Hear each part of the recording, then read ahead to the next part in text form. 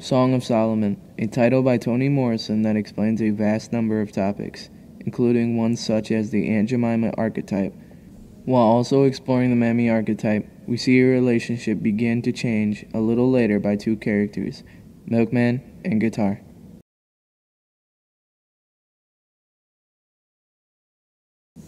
Toni Morrison's Song of Solomon makes plenty of allusions throughout the novel. These allusions range from subtle comments by the author to actual dialogue that the characters engage in. One such example is when Milkman, the protagonist of the entire novel, has a thought about Pilot, the aunt of Milkman. Milkman thinks she uses an Aunt Jemima-like behavior, a phrase used to describe her.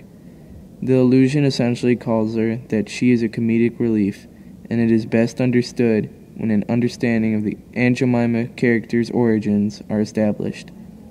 The character is well known by people mostly from actors such as Butterfly McQueen and Louise Beavers. Milkman says he feels shame as he has to watch Pilot willingly put on the facade for his nephew, insinuating that the phrase has negative connotation. Exploring Louise Beavers and McQueen's life, along with the origin of Aunt Jemima, helps to come to terms with Milkman's shame and Guitar's hatred toward the act. It will also provide hindsight for the later change in Milkman and Guitar's relationship. The Aunt Jemima stereotype, or Mammy archetype as some call it, is a stereotype about nurturing black women that originate from minstrel shows. These minstrel shows were performances by either blackface or actual African Americans that saw a true humor in slandering the race.